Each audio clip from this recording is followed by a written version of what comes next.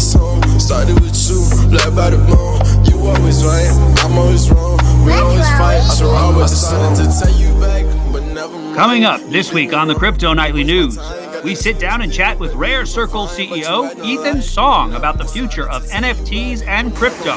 And we're proud to feature the Glacier FM Artist of the Week this week. Music is life. That's coming up on tonight's episode of the Crypto Nightly News. Never mind. Yeah, never mind. Never mind. Yeah, never mind. Never mind. We all know that crypto future of the digital asset compared to last year's survey.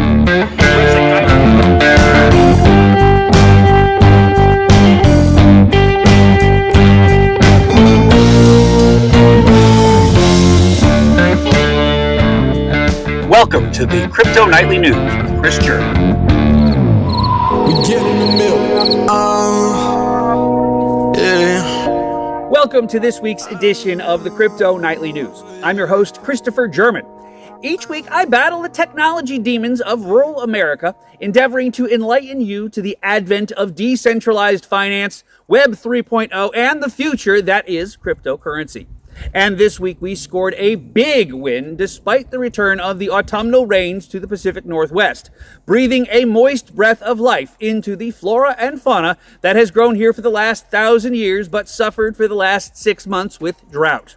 It's raining in Washington State, and with it, a flood of interviews from some of crypto industry's top leaders will be precipitating down upon you in the next few weeks on this very show. We have turned a corner with this show, and with it received interview requests from some very big names in crypto. First up this week was a man that enlightened me to the magic of the future of DeFi, and I think you will find that too. Ethan Song, CEO of the NFT branding house Rare Circles, stopped in to talk about the future of NFTs.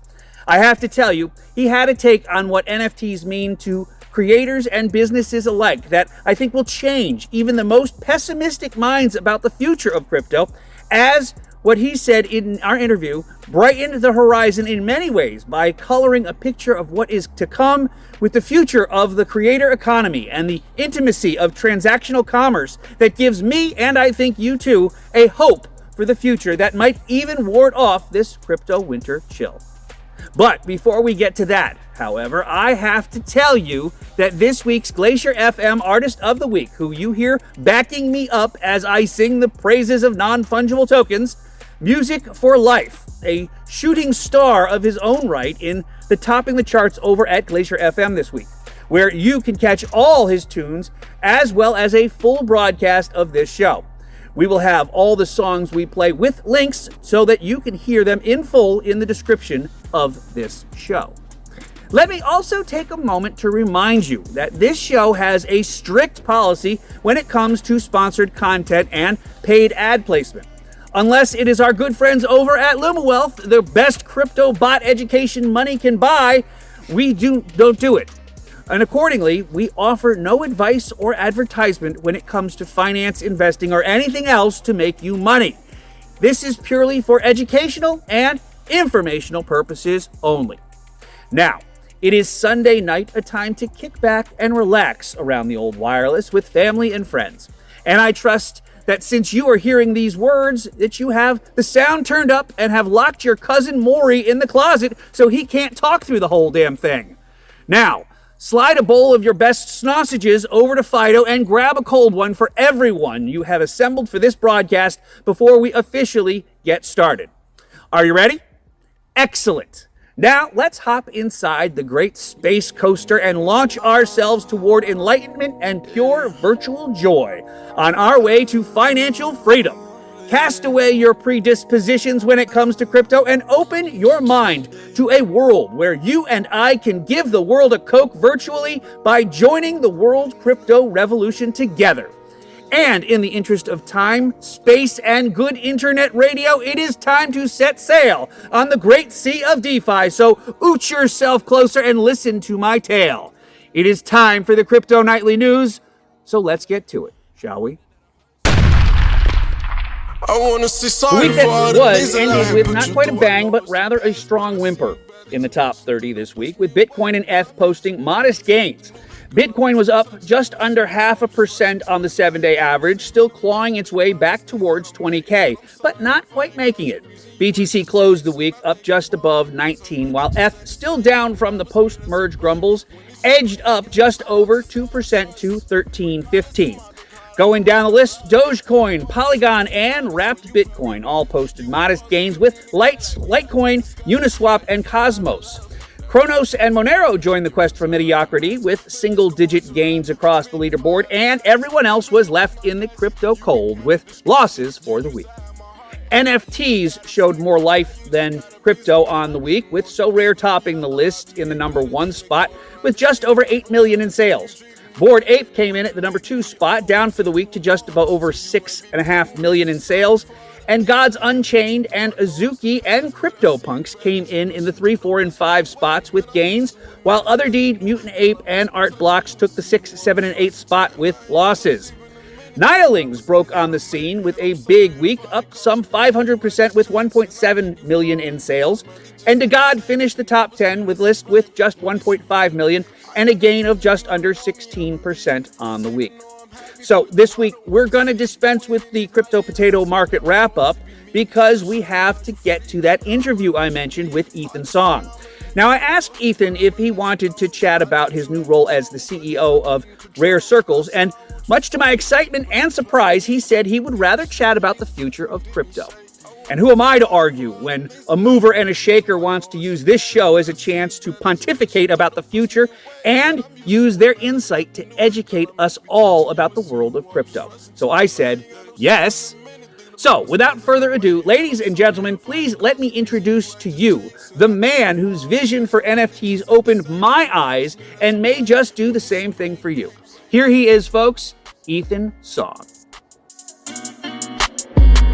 Well, let's just establish you to start off with here. Ethan Song, he's the CEO of Rare Circles. You just finished your first seed round of funding. You got $7.5 million, and a whole bunch of people are on board with this. You got some great reviews happening up on Google, and you're helping people connect their businesses to the NFT world, simplifying the process, all that kinds of stuff. But you're here today to talk to us about NFTs specifically, which is to say, you know, you're the man on the hour. You know what's going on with NFTs. I reported last week that, you know, we had a good week last week with NFTs. A lot of big ones were selling, but ultimately, like you look at Eminem, what he did with Bored Ape, and you look at the soccer star down there in South America, they've lost value with NFTs. So there's a lot of people are feeling very bearish about NFTs right now. But you know the story behind this. Tell me, if I wanted to get in NFTs, why should I do it? I mean, I think that's a good question. I mean, I think it really depends on the NFT. I feel like we're at this stage where we're still definitely in a hobbyist timeline. You know, obviously, builders in crypto like to say that we're early. The reality is we are early. And so I think the real reason to buy an NFT would be if you have a strong affinity with the artist, the creator, the sports team that is issuing that NFT. And if I were to buy an NFT, I would also research what is a community that is engaged right in that NFT. What are the folks behind that project, and especially understand what's going to happen next. I think one of the big challenge that we've seen in NFT space and in crypto in general is that, you know, in a regular business, you have to open a restaurant, right? And you have to serve food before someone pays their check. Now, I think what we've seen in the NFT space is reverse that model, where capital came before eyeballs to a certain extent. And I actually think that the bear market is a huge opportunity to get to something that's more reasonable and that is more fair for fans and buyers, where the benefits, the utility, and the payments, right, the actual transaction happens more simultaneously and is more equalized. So I think we're going to see a shift towards that. Which will help the space overall. You know, I come from the e-commerce space. So before getting into Web3 a few years ago, I was operating a large e-commerce company. And so I was actually on the branded side, you know, effectively as a creator of products. And what I've found is that the biggest challenge as it relates to creating a product, any product, is actually not funding the project, but like, how do you keep your community engaged? How do you keep lifetime value of your customers strong? And that will dictate the sustainability of a project. And I think it's exactly the same case in the case of NFTs, which is, if someone's looking to build a project, it's all about creating that engagement with your community. If someone's looking to buy into a project, in the end, they're going to stick around, not for the money, or at least not only for the money, but for a big part because they want to be part of that community. Well, and I did a couple shows a while ago now, it seems. I did a couple shows talking with Orpheus DAO and Articue, and they're really trying to bring the ages of art to the modern day and apply NFT technology to things like the Kiss and massive works of art that have been around for years, and music that's been around for years. And they're creating this community around the idea that they're bringing the art of the ages to the future. But with NFTs, in a lot of ways, I think people are looking at it as, look at a Bored Ape picture, look at some of those things. And it's like, what's the value in that kind of art? But there are people that really say, I believe in that product. I believe in that art. And it's much more of a capitalistic turn of what used to be, Da Vinci had his sponsors. But today, people rely on a community resource by purchasing their NFTs to really fund the dynamic growth of art, correct? Yeah, and in some instances, and it's not just art, right? Like we're looking at new businesses being built, we're looking at new restaurants being built, new software being built through these NFT communities. But I think what's interesting with it is, you really see this sort of two-sided in the crypto world, which is new, meaning like it's only crypto for crypto. And then you also see this other side, which is what you're talking about, which is applying this technology to art that already existed, to use cases that already exist. I think you're seeing both, and I think both are going to evolve in parallel. But I definitely think that as we move towards more mass consumer adoption, you're going to see more and more of these where NFTs cross into the physical world, where NFTs are applied basically to something that already existed. Or NFTs are being issued within communities that are not Web3 communities or crypto communities, but just like normal music fans, right? And I think we're going to see that happen. Now, on the value of like a JPEG itself, on that question, I don't think I think that's what we've seen in the last bull market. I think that's the early days of NFTs. I'm not sure that, like, if you were to ask me where I think the space is going to be in 10 years, I think that's space that's more speculative, that is more about like collecting, right?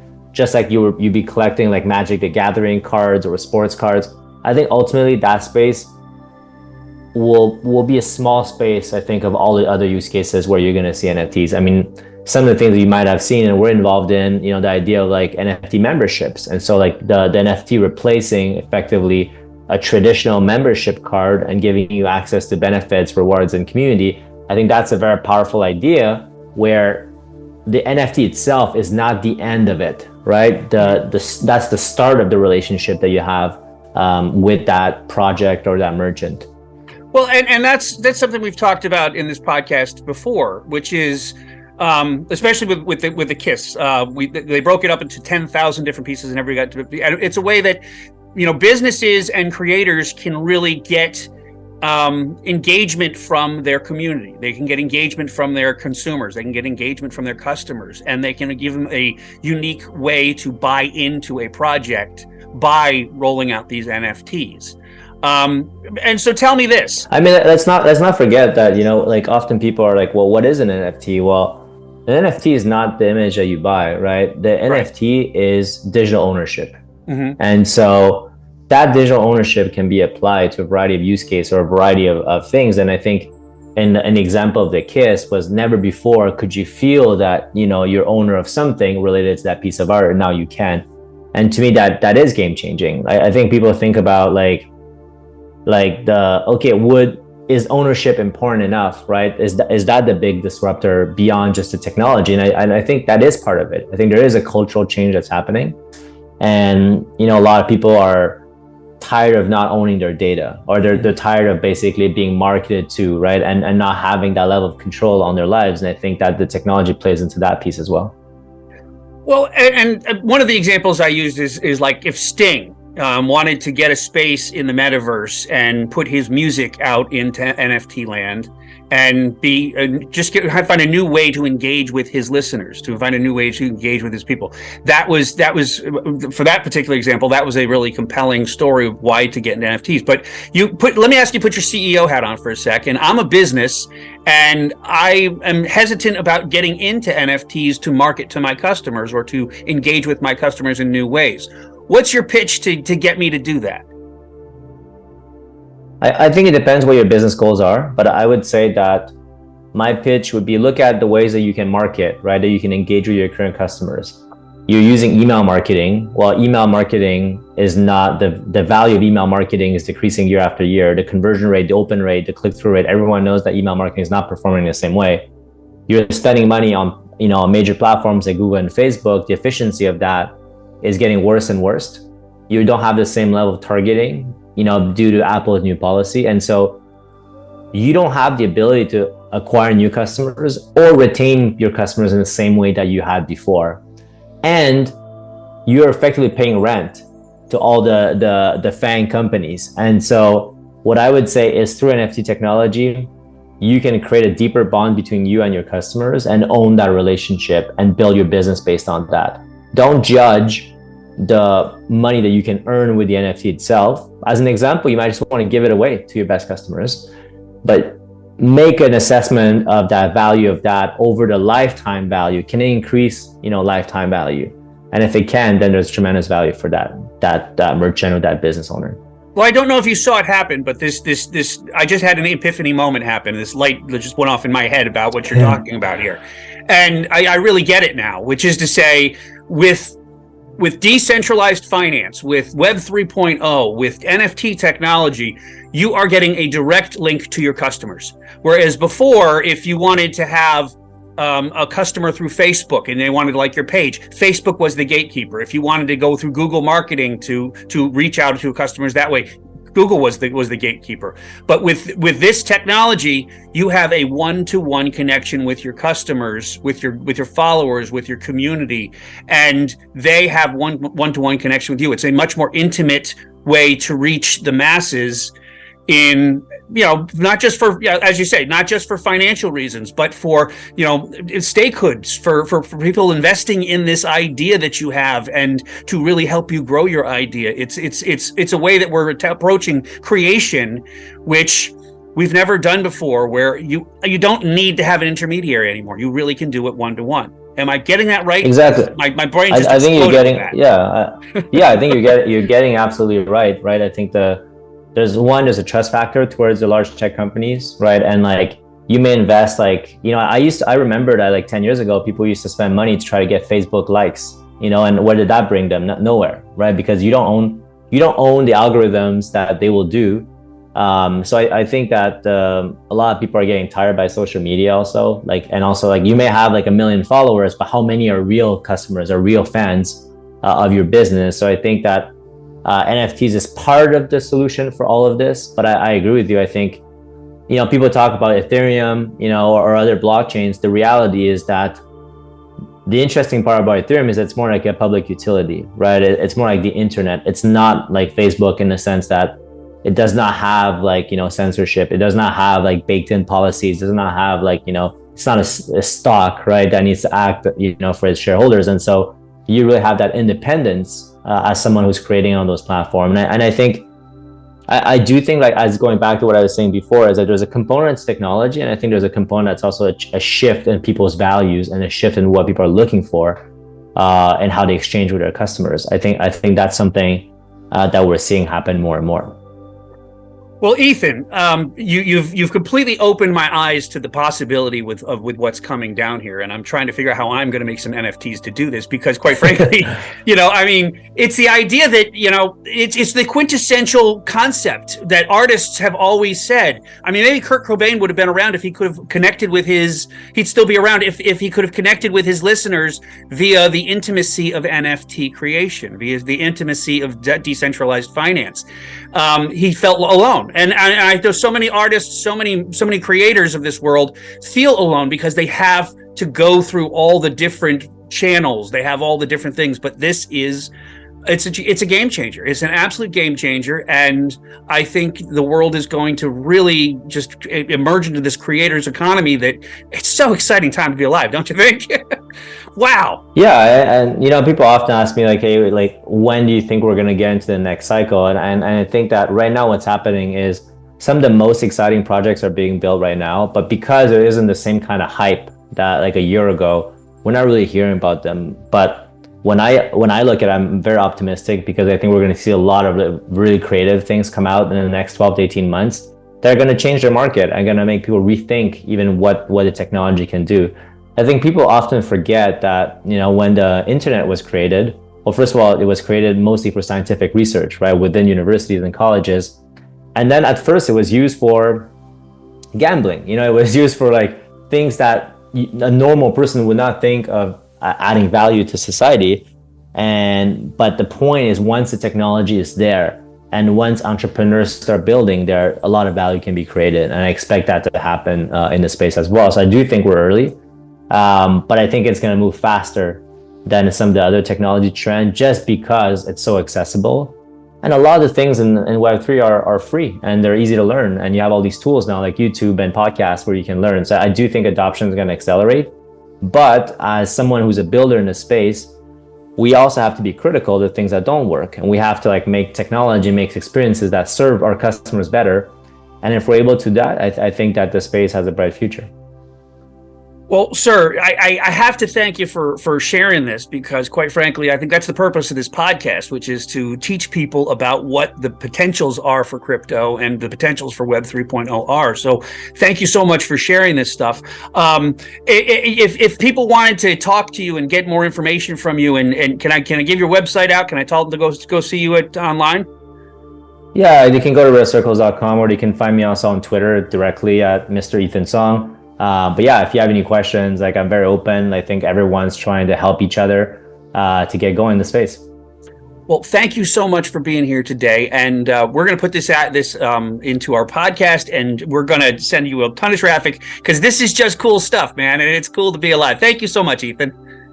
Thank you. Appreciate it. Single mom of 3.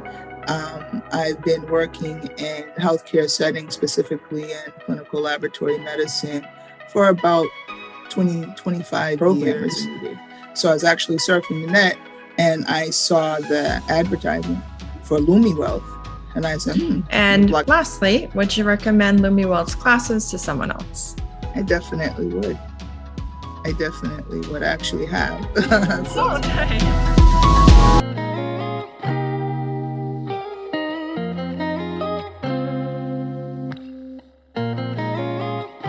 Like you lost another one. Where did you go?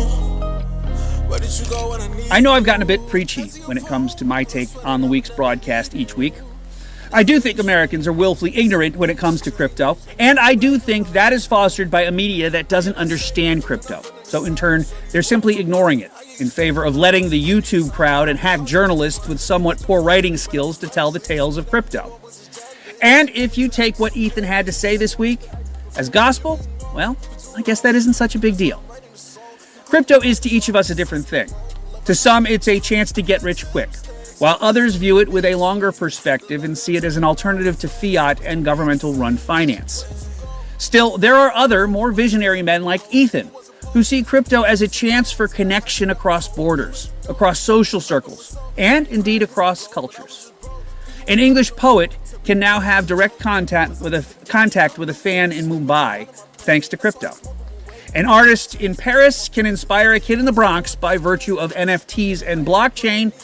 A videographer in LA can make an avant-garde movie and have a movie fan in Nigeria give him feedback within seconds of its release.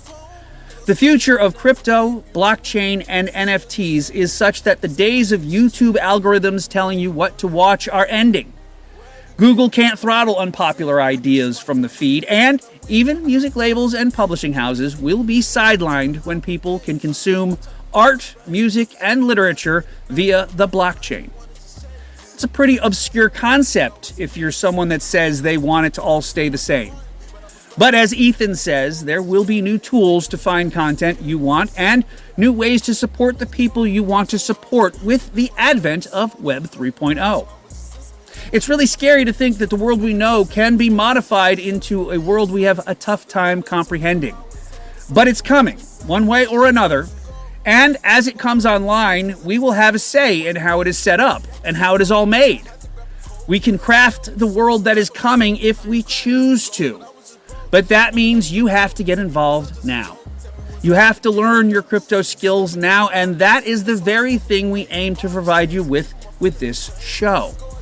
Watching this show is, I hope, an inspiration to you to join the crypto revolution.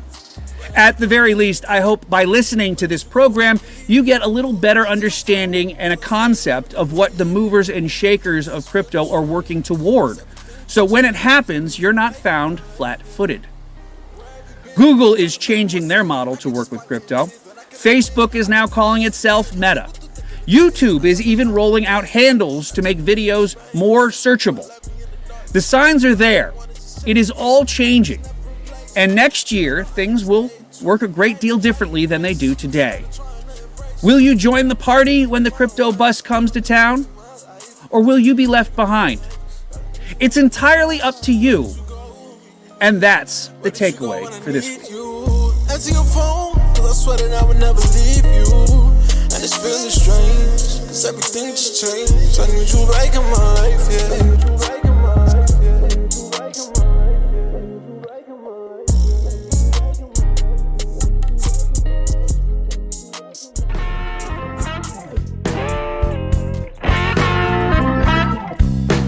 Thank you for watching Crypto Nightly News and taking this time to hear what I had to say on the matter.